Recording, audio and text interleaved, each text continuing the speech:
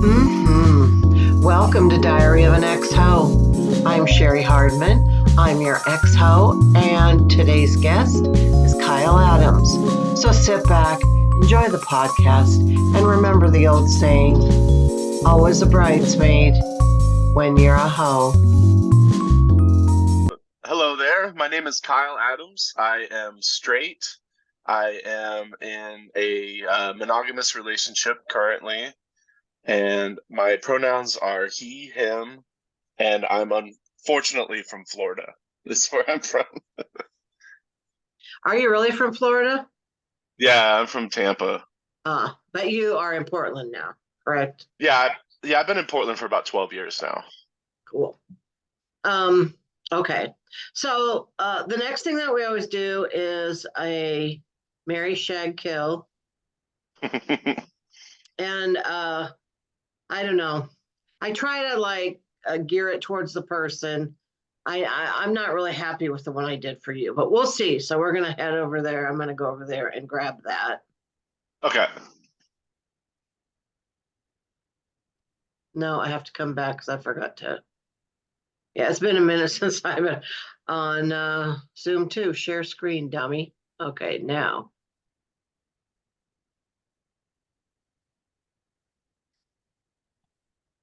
All right, can you see that? Oh yeah. All Marry, right, so you're shag, gonna, kill. yeah, you're gonna marry one, you're gonna shag one, and you're gonna kill one. Since you have a joke about what is it, being shamed by poets? Is that what it is? Oh yeah. We're doing a poet edition. So Oh these are no. all celebrities that are also considered poets. Mm-hmm. Lana Del Rey, Alicia Keys, Amber Tamblyn, Mary, Shag, Kill. The name Amber Tamblyn is familiar. I don't remember what she's from though. Oh, I thought the same thing. I'm like, well, I know the name, so he'll probably know who it is. We can let's Google her real quick. Yeah, I'm curious about that one because that she looks familiar. She looks just like someone that you'd see, and like she doesn't look celebrity like. Mm-hmm. She looks like she works at the bank or something. She's the prettiest lady at Wells Fargo. Yeah.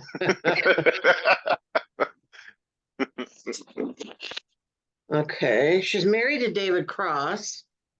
Ooh. She was on Two and a Half Men. She used to be on General Hospital. See if we can find. She was on Joan of Arcadia. Okay. Sisterhood of the Traveling Pants. She was in 127 Hours. She got Best Actress for a film called Stephanie Daly. I've never heard of it. Well, this isn't really good if we don't fucking know who she is, but oh well. Well, she's married to David Cross. That's enough information for me. Yeah. Okay, let's see here. I would say, and I know Lana Del Rey. I know she's like a singer too, right? Mm-hmm. Yeah.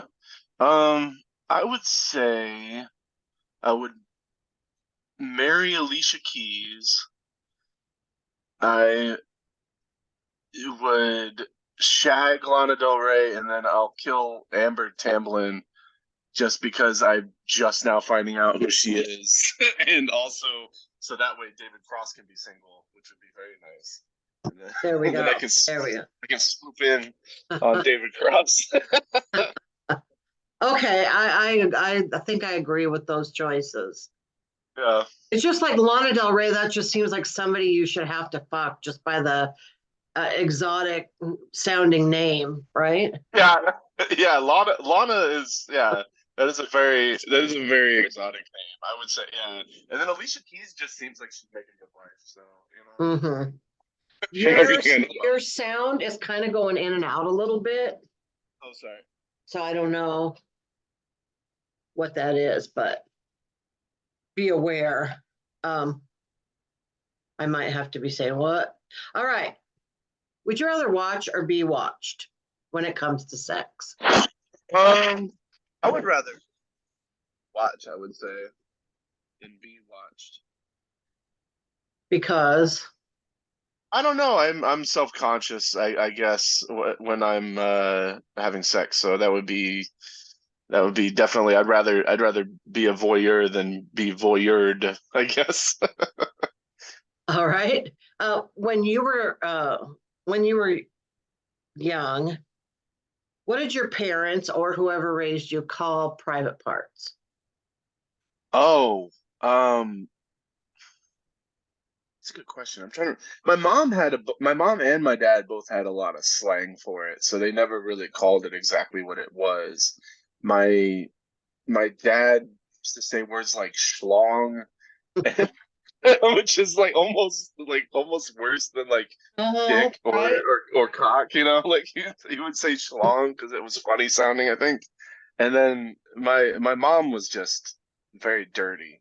I mean, she used to make like her sister got married a bunch, and she had like I think by the time she got to her third husband, my mom used to like make jokes about that guy. Like the third guy was kind of creepy looking, and she said that he would make her take cold showers because he was into necrophilia. Like, so my mom was twisted, man. She would make some really gross jokes.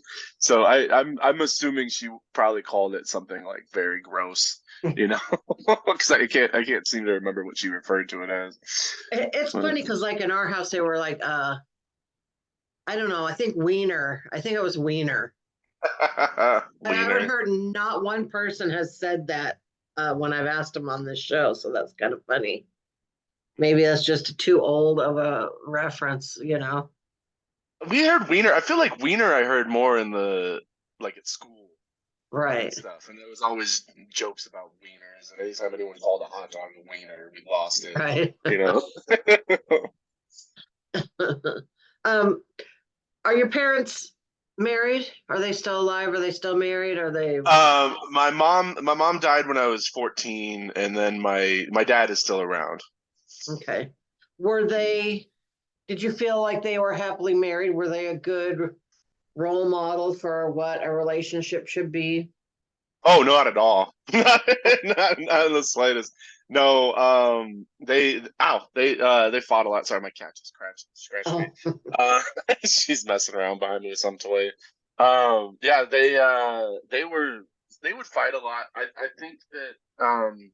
think that they were like intimate with each other, but they were like real hot and real cold. So they would fight a lot. But I never really like I never really caught them or heard them having sex. So that's a good thing at least. You mm-hmm. know. Yeah. Nobody likes that. No. I think my friend heard something sometime. He told me that he heard something from their room, and I was like, I don't want to know. I don't need to know. How do you think their relationship has affected you as far as your relationships? Um, I had to like I kind of use them as a example of what not to do. So I think it actually has helped me. Like, because I remember seeing my parents fight a lot, and my dad would usually go to like not I wouldn't say gaslighting, but he would always take it to an extreme to kind of like push the response. Like he didn't really ever take accountability for stuff. So now when I get into like arguments with my significant other, I always try and make sure I don't do that. So Mm, I think they've been helpful in that aspect where right. The good the old example of what not to do. reverse role model. But yeah, basically. um, okay, now I want to talk to you about what I call sexual awakening, like a time in your life when you first started to realize, like, oh, there's something going on in this world that I didn't previously know about, whether it was changes in your body or things that you noticed. Can you just tell me a little bit about that? I would say, I mean, it's kind of, a lot of people my age, it was about the same. It's like Jessica Rabbit and like Ariel from Little Mermaid and like just cartoons and stuff like that. You start to notice. Apparently, when I was a child, I used to hump my pillow and call it Ariel, and my my mom was really upset about this, but my dad was just like stoked I wasn't gay. Like I guess it was the weirdest. They got in this weird argument where she's like, "That's inappropriate." He's like 5 years old, and he's like, "At least he's not saying Eric." And kind of closed-minded, but at the same time, kind of funny. Like, but yeah, I think and then also as a kid, I didn't like masturbate until I was probably like 12 or 13, but well, manually didn't masturbate. I found pool jets as a kid because I was in Florida and swimming a lot. So at like 8 or 9, I found a pool jet, and I didn't realize, but I was. That was just like you did your own censoring right there. Uh-huh. Your voice just went out during the dirty words. Oh, I did. Oh, that's really funny. It was actually perfect. So, not that we have to censor dirty words on this show. Um, so, did you have any celebrity crushes that weren't cartoons? I liked Ginger Spice from the Spice Girls a lot. I mean, you can see there's a pattern here. It's like redheads. I also was I'm trying to think who else I was really into as a kid. Um, hmm, that's a good question. Yeah, I really liked the Spice Girls. I was also really into hmm, I'm trying to pretty wise. I kind of just anytime there was a pretty girl, I was like glued to the screen. I was kind of girl crazy from the beginning. You Right. know. Um, uh, and this doesn't have to necessarily be when you were a kid, but any time in your life. Are there any like mainstream movie scenes that you kind of keep going back to or you found really erotic? Hmm. I love I still love Fast Times at Ridgemont High, and I know that's like a little before my time, but I saw that as a freshman in high school, Mhm. and that whole pool scene, and I still Yeah. love that. I still love that Cars song, the do do do do. Uh-huh. Do. Yeah, I just watched that recently again. It's still good. That's still a good movie. hmm Yeah, and so that one always stuck with me. American Pie, even though that's like super duper problematic. And you're Mm, like, oh, filming her without her knowledge and all this. It's like, all ugh. right. So Yeah. yeah, that one's a little tainted, but as a kid, I really liked those movies. I remember it was funny because they like I think about my generation was like the last generation to actually like watch movies for boobs. Like we would sit through like a bad rated R movie just for I think that's the headline right there. We would sit through a bad rated R movie just for boobs. It's like Now, how old are you? I'm 35, Okay. so yeah, I was like The boob generation. yeah we would sit through some terrible American Pie spinoff or sequel where some kid pretended to be Sean William Scott, like just so we could see a nipple for like 5 minutes, and it was we were the pause generation. I think it's the Yeah. best way to put it. Um, do you watch porn? Oh yeah, Do you have like what's your favorite go-to category that you're willing to admit to? um,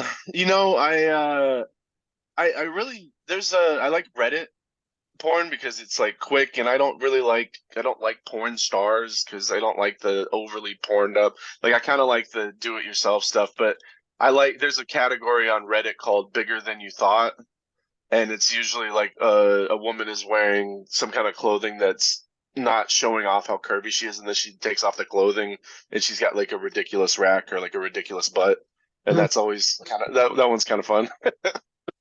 Do they like take it off and it's like Pillsbury biscuits, kind of a? Oh yeah, yeah, yeah. You take a spoon to it, and it goes. Uh, what is your definition of amazing sex? Um, I think the definition of amazing sex is like when both people are really enjoying it. and you can kind of like there has to be that like connection there, and I feel like I've gotten to a point where because I get off on giving pleasure, so I have to know that it's going both ways. Otherwise, I just don't think it's as much fun. And you can tell when, and then I always feel I don't know, like I always end up like if it doesn't feel fun, even if the person's saying they're having a good time, I don't know, it kind of throws me off. And then most of the time I end up stopping, Yeah, I get. But How is your body image?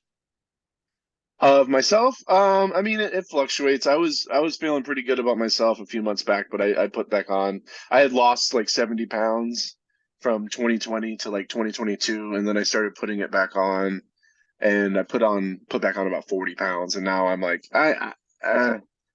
people tell me I'm sexy, but I don't always believe it. Yeah, it's tough. So. People don't understand that kind of stuff. And I mean, we're built for that weight to come back on. If it's been there, it wants to be there. So Hmm. I was thinking about it today though, just as far as like that I should start like hoarding all the fat lady clothes because pretty soon everyone's going to be thin with Ozempic and stuff, right? And so then Hmm. all the plus size clothing places are going to go out of business. But then there's going to be a few people that are like either poor or like me, like medically I can't take it, and Hmm. I'll have all the fat lady clothes. And then when everybody starts gaining their weight back, I'll be like making bucks. So that's That's been pretty on my smart. that's been on my head all day. That's the only reason I'm even talking about that. Um, what's the best compliment you've ever gotten on your naked body? Best compliment.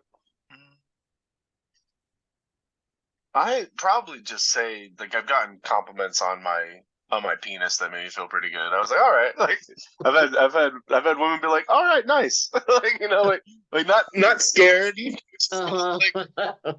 apparently, I've heard women say that if it's too big, they like get scared, but I've had women be like, oh, cool, like you know.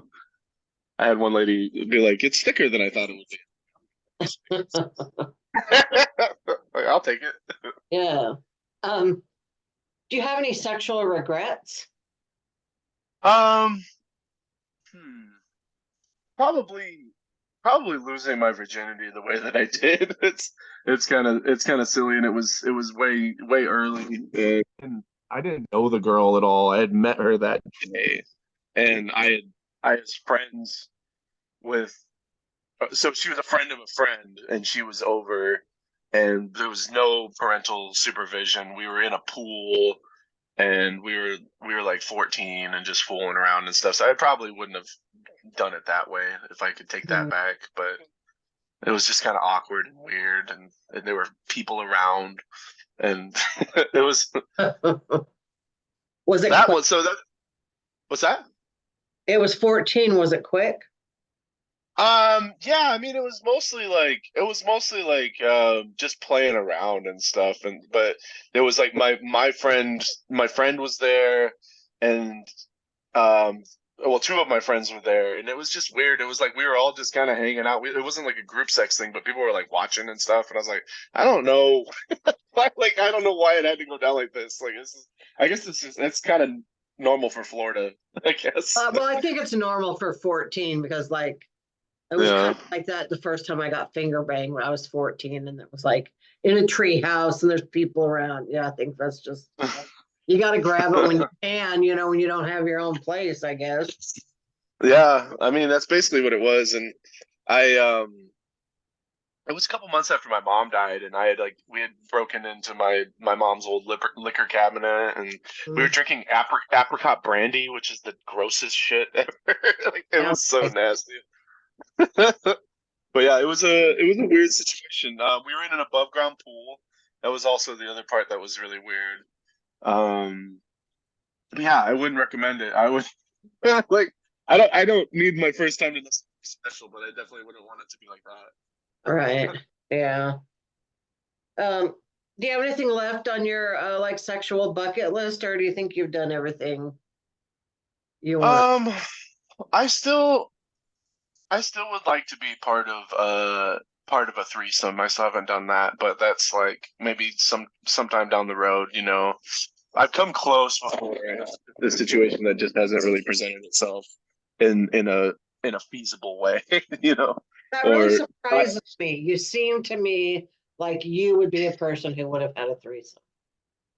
I mean, I've come very close, but I don't drink.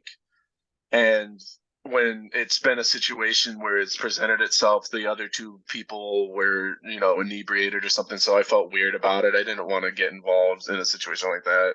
So I've come close to it. So I mean, maybe if the situation lines itself up right. But right Uh, now I'm in a monogamous relationship too, so that's not going to happen at the moment unless she's open to it at some point. right. Um, what is your Instagram, by the way? Oh, it's Kyle Adams Comedy on Okay. Instagram. And let's see. This should come out like probably about a mid-April. April. I forgot to look that up before we got on here. So anyway, what do you have like mid to late April going on? Can you think of anything, or do you have a calendar there? Mid to late April.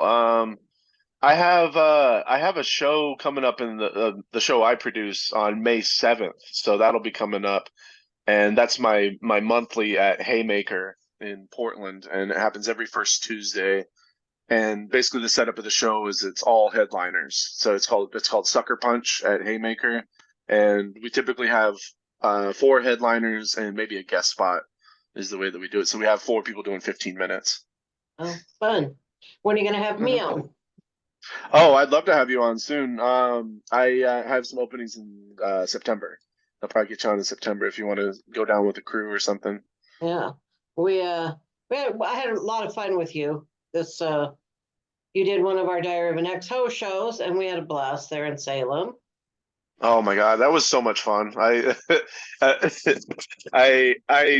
started talking about that night in my stand-up actually because of the guy who snuck into my DMs. I started talking about him, which is hilarious.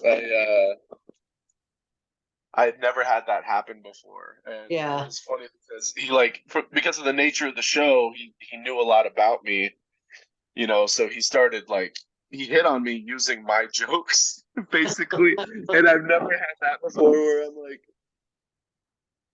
oh my God, it was so funny. But now I do the bit and then I have an addendum to the bit, and I'm like I say that I have to be careful who I make eye contact with during that joke. I was like, literally, the last person I made eye contact with slipped into my DMs. I did not know how right I was, and then I point to the guy I look at, and I'm like, do not slip into my DMs. You stay out of my messages. And then if he's with a woman, I'm always like, you be careful. You make sure he's not. But it's been fun.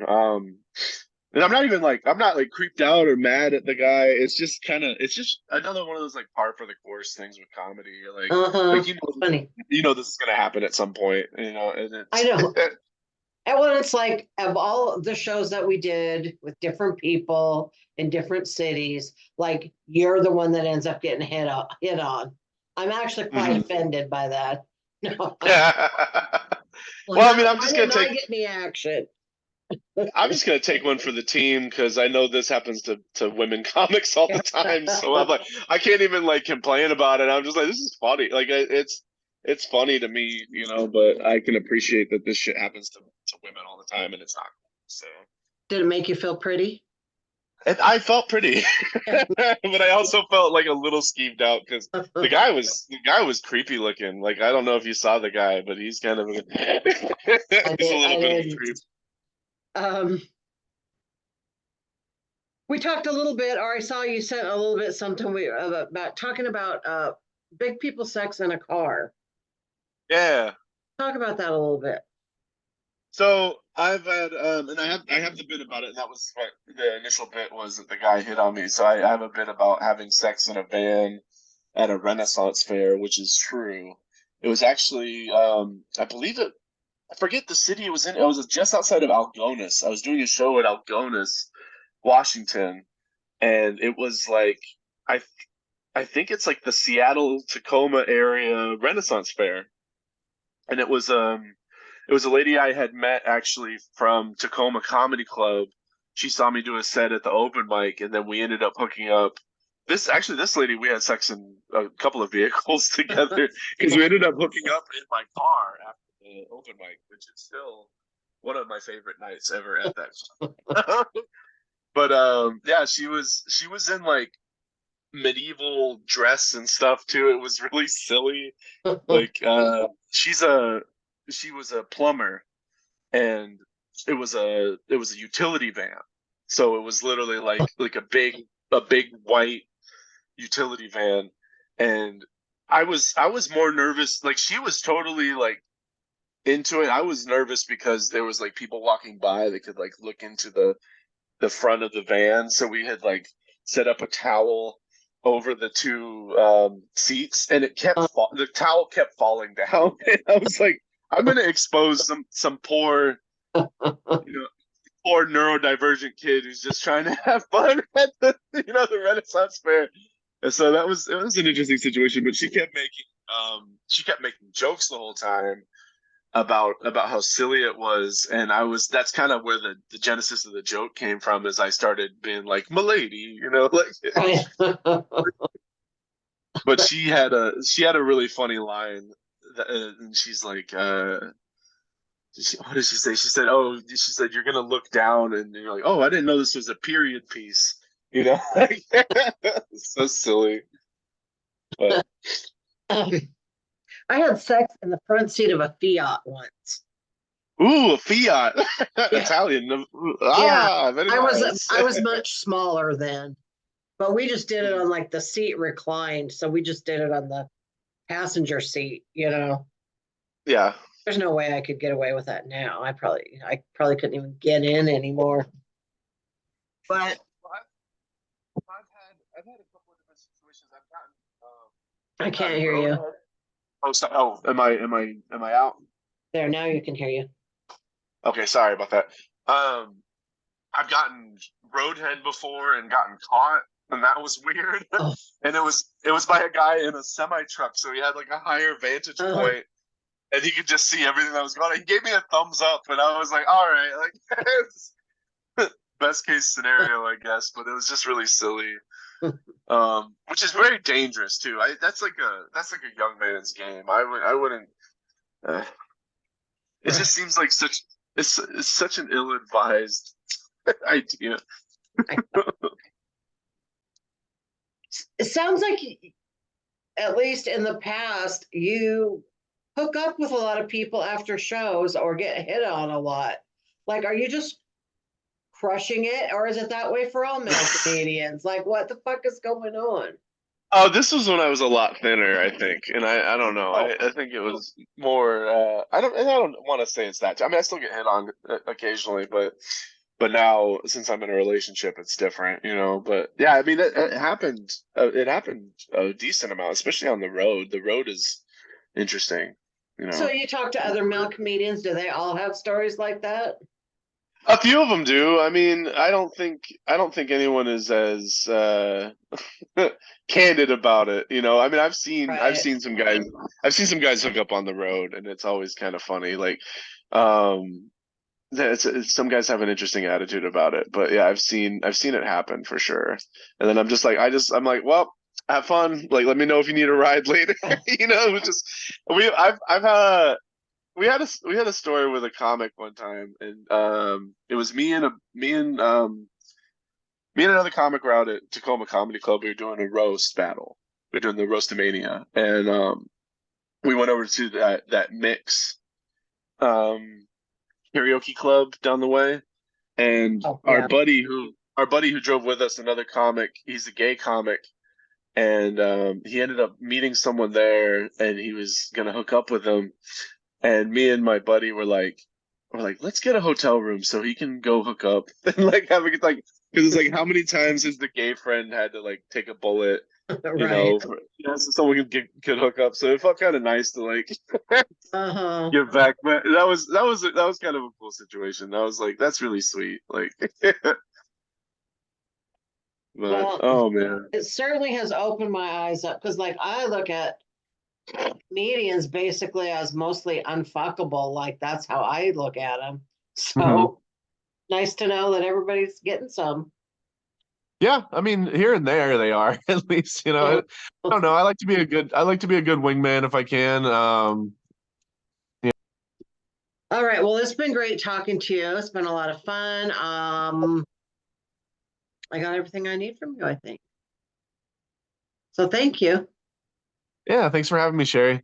All right. I will talk to you soon. Okay, All right. Bye bye. bye.